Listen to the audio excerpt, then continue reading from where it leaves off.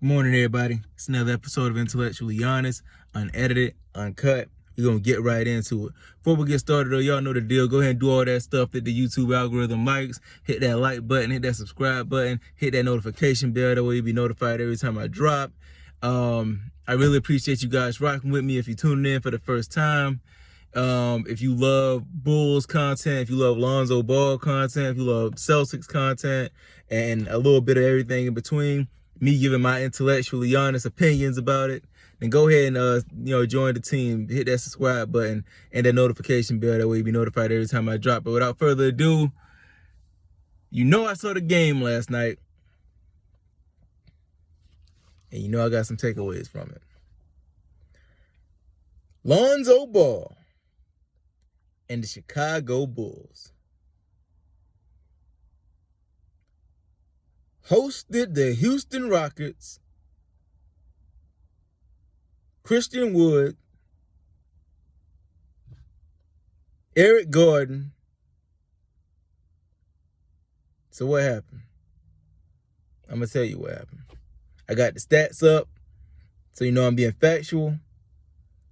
If y'all not familiar with it, I'm going to run through these stats real quick, then I'm going to give you my takeaways from the game, what I saw happening, and what I see possibly transpiring in the future. So, out the gate, Lonzo Ball, the number one son, the reason why we're here. 19 points, 5 rebounds, 8 assists, 5 steals, a block, 50% from the field. Stuff in that stat sheet. Lonzo Ball stuffing that stat sheet yet again. It really should come as no surprise at this point. Oh, man, Lonzo Ball. What can we say about Lonzo Ball? I'm going to make a video in the future. I see there's people out there reluctant to give Lonzo Ball his props. I'm shocked at how little coverage the Chicago Bulls has gotten. I feel like I heard about the Bulls more last year when they was trash, and Kobe White was doing what he doing, DeMar DeRozan playing how he plays, and they were losing. And I heard more about the Bulls then, but now it seems like it's like the media is intentionally cutting back on coverage for the Chicago Bulls to because of Lonzo Ball and how they feel about him and his family. That may be me just overthinking or what have you, but I swear, man, this is the third largest market in the league. Why? And they have one of the best records in the league, one of the most exciting teams to watch. Why are we not hearing more about the Chicago Bulls? Lonzo Ball was incredible last night. I felt like he had the overall best game on the team or anybody else that night. 50% from the field, 44.4% from three. Guess how many free throws Lonzo Ball had? 3. Not 0. Lonzo Ball is starting to get to the free throw line more and more. I'm telling you, that's going to take him to the next level, because what that means is, and what that indicates is he's getting more and more comfortable with his moves and his attacking ability going to the rim.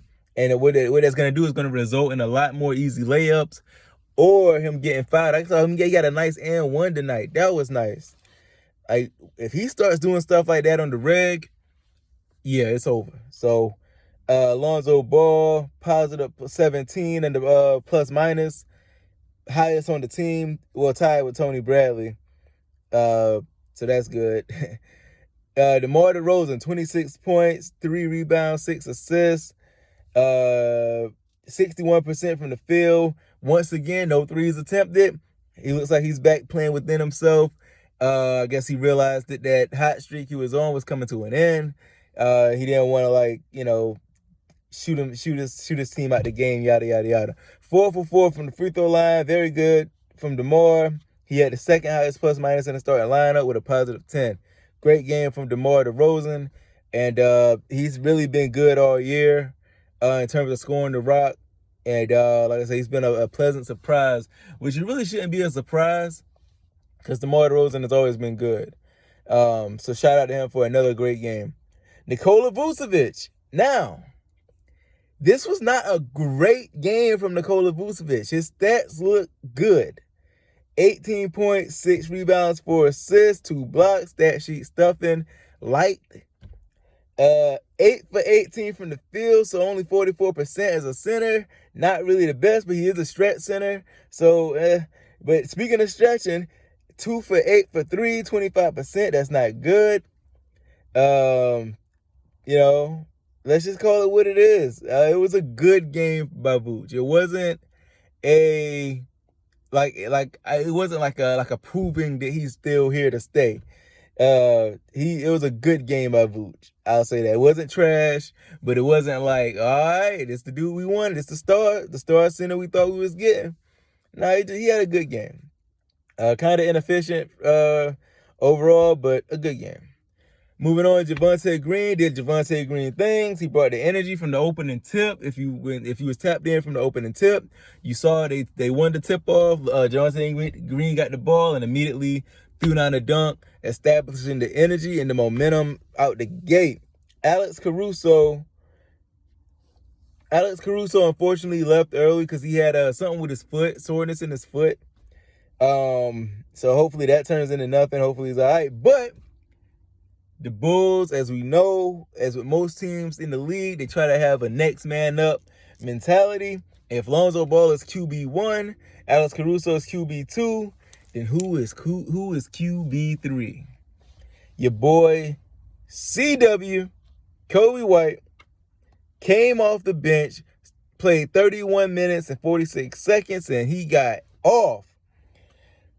24 points, 5 rebounds, 2 assists, 46.7% from the field, 55.6% from 3. I did not realize Kobe White went off like that from 3. That was amazing. 5 for 5 from the free throw line, and only 1 turnover in the midst of all that. Great game by Kobe White off the bench. I swear, like, this dude, I really want them to keep Kobe White on the team. I feel like you need players like that off the bench to come in and can get hot and kind of like destroy the other team's bench. That way when our starters get back in, they getting back in with some leeway or whatever. But like I said, I due to the Bulls desperately needing a four-man, a power forward, I don't see Kobe White being on this roster when it's all said and done at the end of the season. But great game by Kobe. Moving on, Alfonso McKinney, hometown kid. I think he's on like a 10-day contract, or they extended his 10-day contract to a second 10-day contract. It's like, just sign it, dude. Y'all know y'all like him. Yeah, Alfonso McKinney had a great game. He caught a great alley-oop from Lonzo Ball. That was exciting. 16 points, 5 rebounds, an assist, and a block. 60% from the field, 4 for 6 from 3. Let's go. No free throws. Had a positive 9 off the bench. Look, I like this dude. I like what I saw last night. I don't know if it's something he can do consistently, but I like what it looked like last night. And the Bulls need to really consider keeping him on board. Of course, like, moving on, if you look down, the bench has some major contributions from Cook. Tony Bradley, he played really good, about as good as a backup center could play. He had a nice little exchange with Lonzo Ball where he got the ball and he was running the court. Lonzo came and said, "Hey, yo, give me. I'm gonna give it back to you. Give me the ball. I'm gonna give it back to you." Lonzo Ball get the ball from Tony Bradley. Boom, hit him right back with a shovel pass. Easy dunk. That's what I mean. Lonzo Ball makes the game fun. Like, if it's left up to other guards, like more selfish, score-oriented guards who they want to get all of their shots, then guys like Tony Bradley and Javonte Green, they're going to get disengaged because those guys, they can't create their own shots like that. So they need a player like Lonzo to kind of keep feeding them and show that he has that confidence in them. That way they'll stay engaged in the game and ready to deliver when their number is called. That's, like I tell you, the Lonzo is the gift that keeps giving. He's going to pay major dividends in the playoffs. So overall, great game by Chicago. It's one of them games they're supposed to win. And they came out, they handled their business early, and you love to see it. So where does that put Chicago at? Kind of tired. Chicago Bulls are currently second in the East, And I fully expect them to overjump the Brooklyn Nets with Kevin Durant being out, with Kyrie Irving being iffy, and James Harden being trash. Not trash, but trash compared to what he normally is. I fully expect the Bulls to be able to overleap them and ultimately take that number one spot. So, takeaways. First takeaway from the game is Lonzo Ball is already a top 10 point guard in the league. I don't want to hear about De'Aaron Fox. I don't want to hear about who else? Who else is out there? I don't want to hear about Ben Simmons.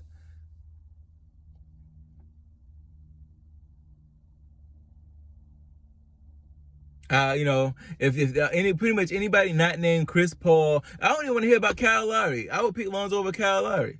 I don't want to hear about Chris Paul. You know what I'm saying? If your name is not Chris Paul, I'm sorry. If your name is not Chris Paul, or I'm trying to even think like who's another top point guard in the league that I would even put in the same convo as Lonzo, outside of his brother.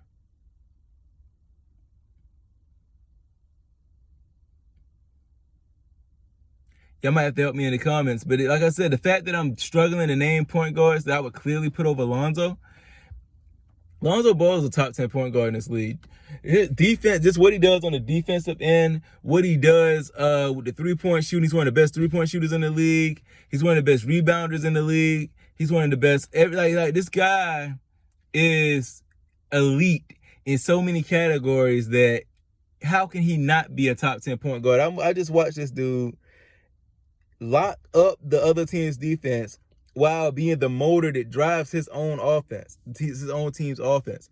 Like that's elite stuff. If you say that Lonzo Ball is anything less than a top 10 point guard in the league, then I'm sorry, you're just a certified hater. And that's fine. We need haters in the world. It makes things exciting. But that's my first takeaway. Lonzo Ball is proven that he's a top 10 point guard in this league. So straight up. Second takeaway is the Bulls are being the Chicago Bulls are, or they should be, the favorite to come out of the East. The Chicago Bulls should be the favorite to come out of the East. Not the runaway favorites, but the Bulls should be the favorite to come out of the East, with the Brooklyn Nets being their only possible competition. Because everybody else is looking shaky. I'm looking at these standings. Everybody else is looking shaky. Brooklyn is even looking shaky, just for that matter.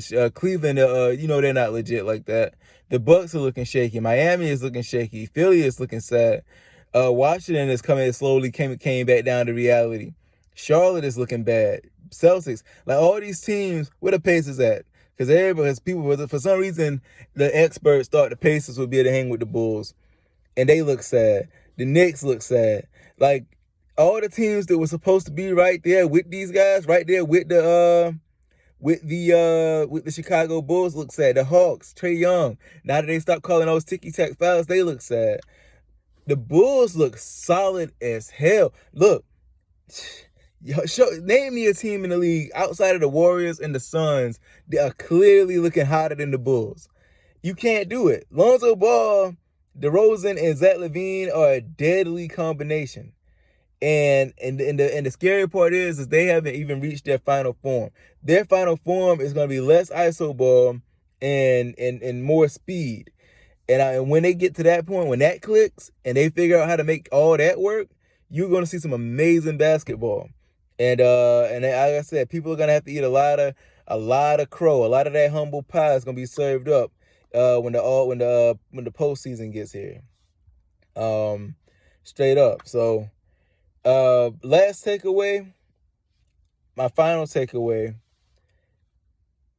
I don't know if Billy Donovan, I don't know how much control Billy Donovan has over this roster, because I'm pretty sure that Billy Donovan, I guess I don't want to be that guy that's hating on DeRozan. He's having a good season. He's really proving a lot of people wrong, but there's times where he clearly is making bad decisions. It's a reason why his player efficiency rating is not as good as like somebody like Lonzo Ball, or even in this case a Tony Bradley, for whatever that's worth. It's times out there where DeMar DeRozan is clearly taking bad shots. And it's not like he's making up for it by locking up his man on defense. He's clearly taking bad shots. And every now and then, I'll say a decent amount of times, he'll go on, he can be a turnover machine because of that, because he has tunnel vision. And I'm pretty sure Billy Donovan doesn't want that to be the steady diet of the offense, because he knows that can't work long term. Not on a long playoff run. DeMar DeRozan is going to wear himself down and risk injury. Whereas I think that Lonzo Ball, like I said, in last game, I was reading the body language. I saw a lot of Lonzo Ball talking back and forth with Billy Donovan. I think that they're trying to get DeRozan to buy in, but I don't know how forceful Billy Donovan is in that offense, in that locker room. I don't know that. I think that, like I said, I've been saying it all year, Billy Donovan needs to put his foot down and say, hey, we're not going to live. We got too much talent on this team to live and die off of one guy. There's too much talent on this roster to live and die off of whether DeMar DeRozan is hitting his shots. That's not a good way to play. It's not a reliable way to play long term. So hopefully Billy Donovan can kind of rein it, get control of the reins on this whole offense, on the offense, and kind of get them playing in a way that's beneficial to all of their skill sets. And we can really see this team reach its full potential. But great game by Lonzo Ball. Let me know in the comments if you agree that Lonzo Ball is a top 10 point guard, and if not, who is your top 10? Where does Lonzo rank in your top 10? Let me know in the comments. This is another episode of Intellectually Giannis in the books. Go and hit that like button, that subscribe button, that notification bell, and I'll catch y'all on the next one.